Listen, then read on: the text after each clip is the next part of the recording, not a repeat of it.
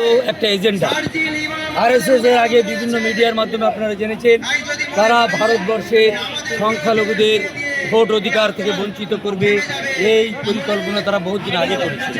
আজকে পশ্চিমবঙ্গে বিধানসভা ভোটের আগে তারা সেই পরিকল্পনা বাস্তবায়ন করতে চেষ্টা করছে। তার কারণ তারা জানে যে বাংলায় মমতা ব্যানার্জির সরকার ক্ষমতায় আছে, তাদেরকে সরিয়ে ক্ষমতায় আসতে গেলে আমাদের মাত্র 10% ভোট দরকার। তার কারণ তারা জেনে গেছে যে মমতা ব্যানার্জির পকেটে 50% আছে, অন্যান্যদের কাছে 20% আছে, বিজেপির পকেটে 30% ভোট আছে। ফলে ওই 50% ভোট থেকে 10% ভোট যদি তারা ধস নামাতে পারে তাহলে কিন্তু তারা ক্ষমতার মাত্রাতে আসবে। তাই তারা এসআইআর এর নাম করে বৈধ ভোটারদেরকে অবৈধ ভোটারের লিস্টে ফেলে দিয়ে ভোটার লিস্টে নাম ডিলিট করে দিয়ে তারা তাদেরকে বেনাগরিক করার চেষ্টা করছে। কিন্তু মনে রাখতে হবে তারা যে চক্রান্ত করছে, যে পরিকল্পনা করছে, যে বিহার থেকে ইউপি থেকে অন্যান্য জায়গা থেকে তারা এখানে ভোটার বানিয়ে তাদেরকে ভোট দিয়ে ক্ষমতায় আসবে, তারা দিবা স্বপ্ন দেখছে। আজকের আপনাদের মাধ্যমে নির্বাচন কমিশনার জ্ঞানেশ কুমারকেই বলতে চাই, আপনি বিজেপির বিভিন্ন দপ্তরে কাজ করেছেন, বিজেপির দপ্তরের স্বাদ আপনি চেখেছেন, টেস্ট করেছেন, আপনাকে তারা ললিপপ দিয়েছে, আপনাকে হয়তো রাজ্যসভার কোনো প্রার্থী করবে, আপনাকে হয়তো সুপ্রিম কোর্টে পাঠাতে পারে। বিজেপি এখন যাকে যা চাইছে তাই করে দিতে পারছে। কাউকে শিব বানালে শিব বানাচ্ছে, কাউকে বাঁদর বানালে বাঁদর বানিয়ে দিচ্ছে। মানে বিজেপি এখন ক্ষমতার মাত্রাতে আছে। তাই সেই ললিপপ নিয়ে জ্ঞানেশ কুমার ভাবছে যে আমি ওকে যা বলবে আমি তাই করব। একা জ্ঞানেশ কুমারের মাথায় থেকে আসেনি, কেন তার ইতিহাস, তার ব্যাকগ্রাউন্ড জেনেছি, তার জ্ঞানকাণ্ড এমনি কম আছে।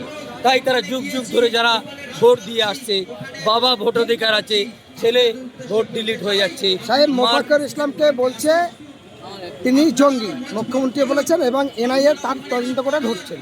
কিন্তু মালদার ডিএম মোফাক্কর ইসলামের কাছে রিকোয়েস্ট করলো, স্যার আপনি বলুন, বললে অবরোধটা উঠবে, এবং মোফাক্কর ইসলাম বলায় অবরোধ উঠেছে। কি বলবেন এ বিষয়ে? দেখুন, আমরা মিডিয়ার মাধ্যমে দেখেছি যেখান থেকে মোফাক্কর ইসলামকে অ্যারেস্ট করা হচ্ছে তার পরিবারের কাছ থেকে জেনেছি যে পূর্ব রুটিন অনুযায়ী তিনি তার সফরে যাচ্ছিলেন, প্রতিমধ্যে প্রোগ্রাম ছিল, তিনি বক্তব্য দিয়েছেন এবং সারাক্ষণ সমগ্র জনতাকে তিনি শান্ত থাকার জন্য বলেছেন এবং শান্তিপূর্ণ প্রতিবাদ করতে বলেছেন। সেখানকার পুলিশ অফিসারের সঙ্গে তার যে কথাবার্তা হয়েছে তার অডিও আমরা শুনেছি। কিন্তু তার বিরুদ্ধে যে অভিযোগ আনা হচ্ছে এটা একেবারে অন্যায় বলে আমরা মিডিয়ার সামনে বলছি।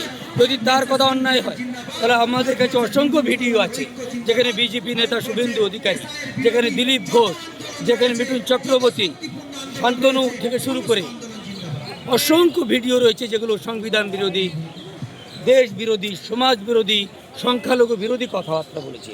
এমনকি অসীম সরকার যে কোরআনের বিরুদ্ধে কথা বলল তার বিরুদ্ধে কোনো অ্যাকশন নেই। সেই অ্যাডভোকেট মুফাক্কর ইসলাম একরামুল বাগানি যারা সম্প্রীতির কথা বলে, গণতন্ত্রের কথা বলে, তাদের বিরুদ্ধে অ্যাকশন একমাত্রই কারণ সংখ্যালঘু কণ্ঠকে তারা রোধ করবে। সংখ্যালঘু কণ্ঠ রোধ করার দুটো রাস্তা, নয় তার জেলে পুরে দাও, আর নয় তার ভাঙাচোরা সিটে যেখানে হারবে নিশ্চিত সেখানে একটা টিকিট দিয়ে দাও, তাহলে সংখ্যালঘুরা উৎপাত করবে না। সেই পন্থা এখন অবলম্বন করছে বলেই আমরা মনে করছি। কিছুদিন আগে আমরা দেখেছি বাংলায় রামনবমী মিছিল হয়েছে এবং তাতে একটা হিংসা ছড়িয়েছে, কিন্তু মোফাক্কিরুল ইসলামের এই বক্তব্যের মন্তব্যে বাংলার মুখ্যমন্ত্রী বলছে যে আমরা গ্রেফতার করে নিচ্ছি। কি বলবো? এটাই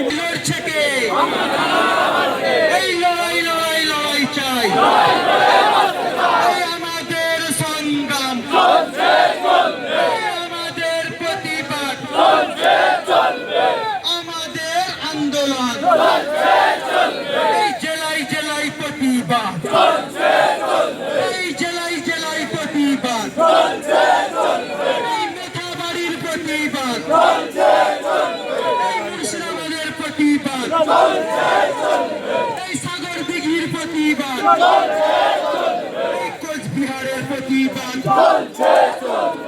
এই মথুরাপুরের প্রতিবাদ, এই হাওড়া জেলার প্রতিবাদ, এই কোচবিহারের প্রতিবাদ, এই কলকাতার প্রতিবাদ, এই পাড়ায় প্রতিবাদ, এই